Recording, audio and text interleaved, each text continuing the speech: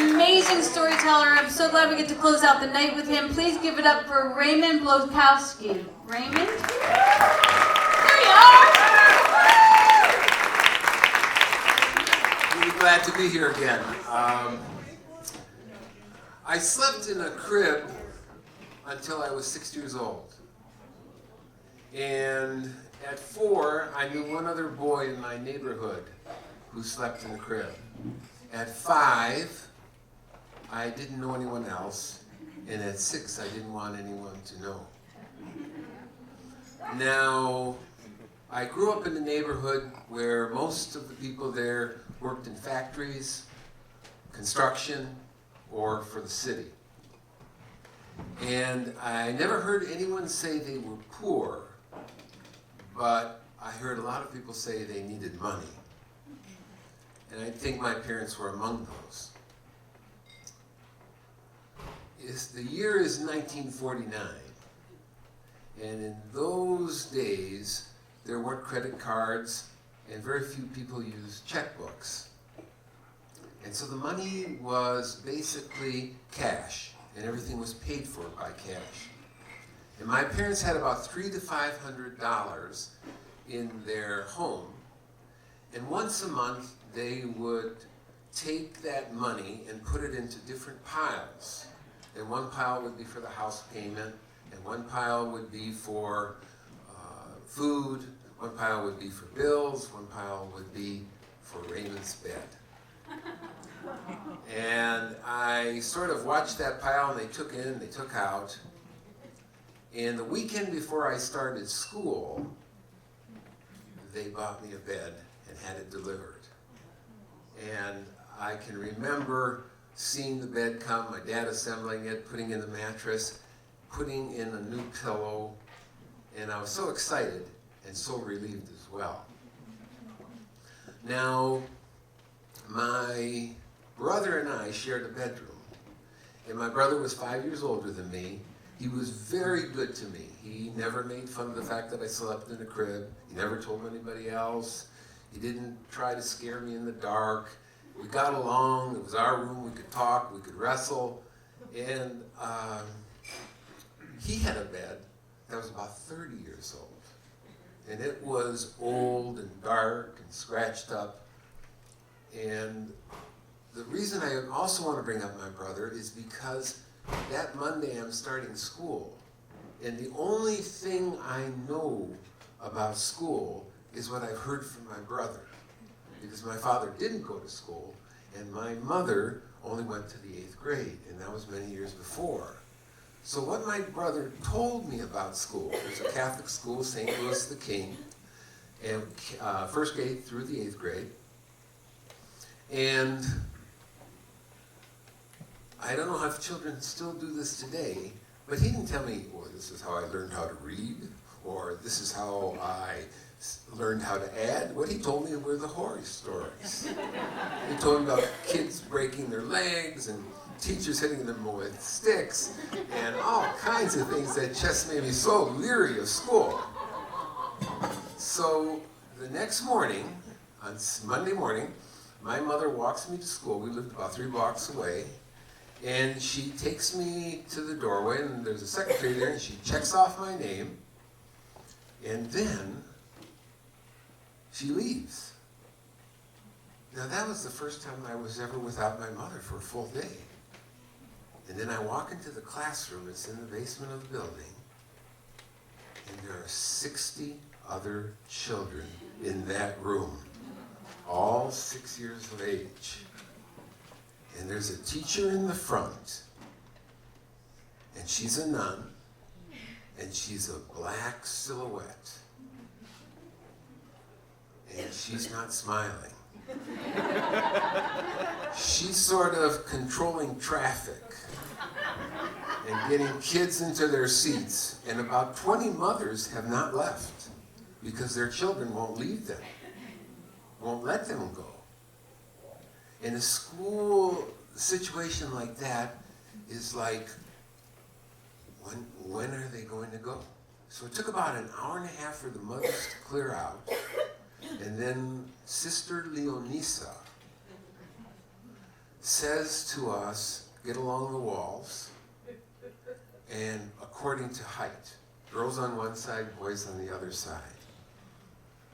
So I'm someplace in the middle, and I remember thinking, oh man, where am I going to sit? Because the seats were double seats. Two people sat in one seat with two desks, only separated by about a half an inch. And I get my seat, and I look around, and I'm so happy, because behind me is Bob Hajduk. Bob Hajduk is the best baseball player in the first grade. He can really hit a ball on 6. And I am so happy he's there. And I don't know this at the time, but Bob Hajduk and I are going to become lifelong friends. He's going to stand up for my wedding. I'm going to stand up for his wedding. I'm going to know him all the way to calling him this morning. Now, aside from me, on the right-hand side, is Melvin Skorsky. Melvin Skorsky has brass red hair, freckles as big as giraffe squares on his face, on his arms, and he's the funniest kid in the school. And he's already got a red marble, and he's trying to roll it across to me. And then my good fortune is that in front of me is Richard Okanovich. And Richard Okanovich is famous in our neighborhood because Richard Okanovich has a perfectly round, spherical head. It's like his neck was blowing a bubble. And I'm telling you, looking at his head calmed me. I mean, it was like Zen. But in my same seat is John D. Romanowski. And John D. and I are going to be mortal enemies. John D. is already taking that little half inch and he's putting a tablet in it to make a wall to separate us. And I just give him a look like, what? And 7 years later, he and I are going to get into a brawl in the sacristy of our church. And they're going to have to break it up and stop the mass. And I'm going to have to donate my stamp collection to a Chinese mission outpost. And then I'm going to have to apologize to every class in the entire school, publicly apologize. But I don't know that just yet. I just know I don't care for John. But then I can look at Richard's head and feel very calm. So now, I'm sort of looking about the room and things are sort of like here. I mean, it's kind of calm. People are talking with one another. It feels really good. And then all at once I hear, "Fadoom!" And I think one of the chalkboards has fallen off. But what's happened is Sister Leonisa has slammed her desk with that pointer to get our attention. And we are paying attention. And she only issues 2 words. No talking. And I look over at Melvin, and Melvin will not even look at me. So we are still. And then she says, you're going to learn how to write today. And she goes to this little chest, and she gets out these materials. And the materials are basically sheets with green letters on it that you can trace, and you can write below. But along with those green slips of paper are these pencils. Now, I've never seen a pencil like this before. It's about 5 to 6 inches long. It's about thick in diameter as a dime. There's a soft lead going through the center of it, and it's very easy to trace and very easy to write. And she says, the papers you'll get more of, but the pencil is yours.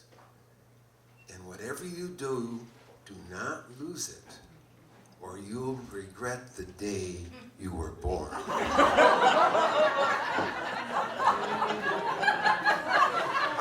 I'm 6 years old. You know, it's a little abstract. I can't wrap my head around that. And even looking at Richard's head does not calm me anymore. And I've got a thing where I've got to save this pencil no matter what. And so, at the end of the day, we gather in twos, always by size and gender, and I put my pencil in my little school bag, but it bounces around in there, and I don't feel safe with it, so I take it and I put it in my pocket. And then we're first graders, we're the first out. And I don't know why, when the doors open, we all are squealing, and I'm trying to do a jet as I'm coming out of it. And I run for about 2 blocks. We only lived about 3 blocks from school. And then I reach into my pocket, no pencil. And I stop. And I'm pretty close to crying. And I gotta force that down because I gotta find that pencil. So I do what my cat would do, and that is I kind of swerve back and forth, and I follow my path all the way back to school. No pencil. Now I'm all shook up again, but I'm late. My mother's probably waiting for me, so I run as fast as I can. And about 3 houses before I get to the door, I stop. And I just get a deep breath, and I go up to the door, and my mother's right there. And my mother says, "What's the matter, Raymond? You're late." And I do what I'm going to do for the next 12 years. I say, "Mom, I'm sorry." And then I don't say anything else.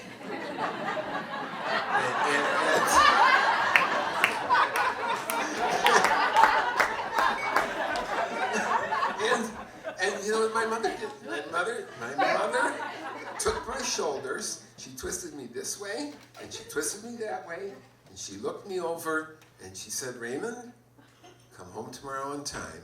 You make me worry." And I went into our bedroom, and I was sitting on my brother's bed, and I just don't know what to do. My brother comes in, and he knows something is wrong, and he says, "Raymond, what's wrong? What's the matter?" And I tell him the whole story. And he doesn't interrupt me. He listens. And then he turns around. He goes to his dresser. He starts rummaging through the various things he has in there. And then he turns around and he says, "Was it a pencil like this?" And it's the same pencil but a different color. And I feel a surge of relief that I won't feel for the next 30 years until I'm rock climbing and I fall and the rope grabs me and I'm hanging out there about 6 inches from the boulders. But the force of the rope is strong, and that's the kind of relief I felt. Now my brother looks at me and he says, "Raymond, we can have a deal. I'll trade you this pencil, my bed, my pillow, for your bed, your pillow." And I start to think about it. And he says, "Oh, no, it's okay. You can keep your new pillow. You just have to give me the bed." And so I say, "Okay." And the rest of the week goes well. Everything is fine. And that Saturday, my father comes into the room and he wakes me up and he says, "Raymond, why are you sleeping in Richard's bed?" And I tell him what happened. And immediately he wakes up my brother and he says to my brother, "You get into that bed, Raymond, you get into that bed, take your pillow and keep that pencil. And that's it. Now, I never told that story till about 6 weeks ago. My brother had his 80th birthday. I told my brother and the little group that we were with that that was the worst thing he ever did to me. And through laughter, we agreed it was.